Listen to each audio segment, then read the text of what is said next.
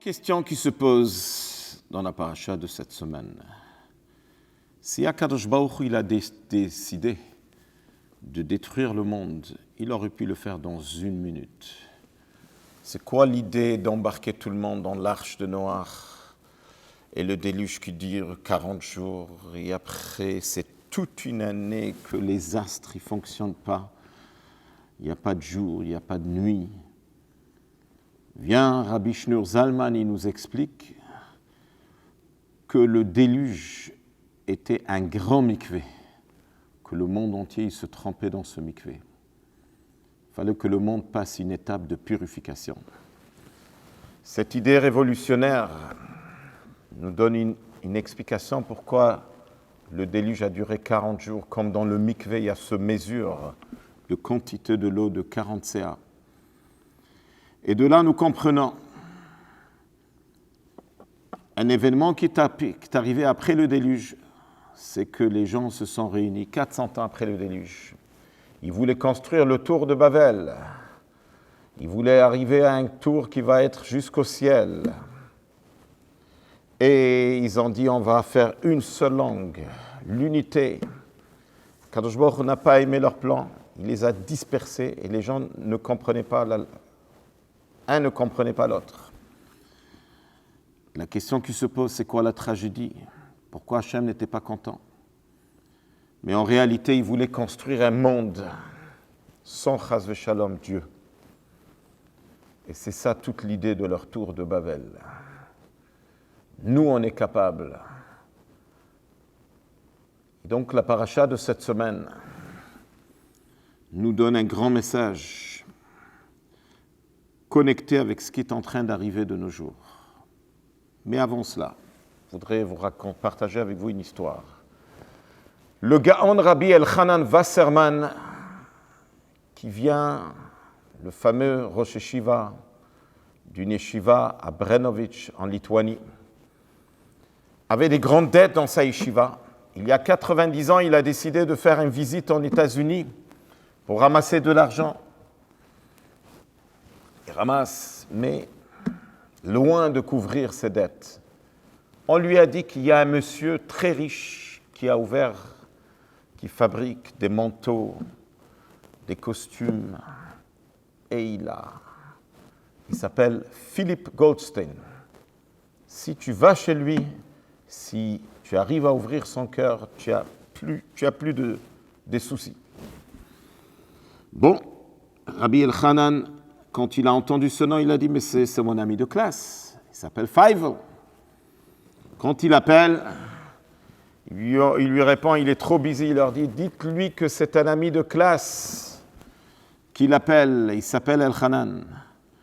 Dès qu'il a entendu que c'est un ami de classe, il a dit, il faut que tu viennes voir les grandes fabriques. Il vient, il lui fait visiter tout ce qu'il est en train de fabriquer. Et après, il demande à Elchanan, qu'est-ce que tu as besoin? Il dit, ah oui, je suis venu de Lituanie parce que j'ai entendu que tu es très bon pour coudre des boutons. Alors, voilà, si tu peux me trouver quelqu'un, il n'y a pas de problème. Il l'a envoyé chez un de ses tailleurs, il lui a fait coudre tous les boutons. Et il s'est parti. Quelques heures plus tard, ce Philippe Goldstein se présente à l'hôtel et il dit, Elchanan, c'est impossible que tu es venu de Lituanie jusqu'à New York juste pour coudre des boutons. Tu me caches quelque chose. Il doit avoir une raison. Qu'est-ce que tu as vraiment besoin? Et Rabbi Elchanan le regarde profondément dans ses yeux et il lui dit, Feivel, oui, je ne suis pas venu de si loin juste pour coudre des boutons. Toi aussi, ton âme, elle est descendue des milliers de kilomètres. Elle est descendue dans ce monde. Tu penses qu'elle est venue pour coudre des boutons, pour fabriquer des manteaux? Ça fait 8 ans, ça fait 8 mois qu'on est pris par cet virus invisible qui s'est installé dans notre vie. et qui nous a troublés complètement. Il faut savoir que en décembre 1919, il y avait une grande conférence où le conférencier se levait, il a dit « Nous sommes à la porte d'une année qui va être 2020. On arrive au sommet de la technologie. Ça va être l'année où la personne, il connaît tout, il sait tout, et il faut être super actif pour l'intéresser. » À ce moment-là, s'installe un virus qui vient de la Chine. Et ce virus est en train de nous apprendre des grandes leçons dans la vie. Ce virus est en train de nous dire, puisque la technologie voulait donner un message qu'on peut diriger un monde sans Dieu, chas v'shalom, ben ce virus, il est là comme le déluge. Comme le déluge qui avait l'air très négatif, mais il était en train de purifier la terre. Et le monde après le déluge, c'est un nouveau monde qui a Pachout. Noach n'arrivait même pas à parler aux gens avant le déluge. Le monde était tellement matérialiste, tellement grossier. Il n'arrivait pas à rendre les gens bitchouva.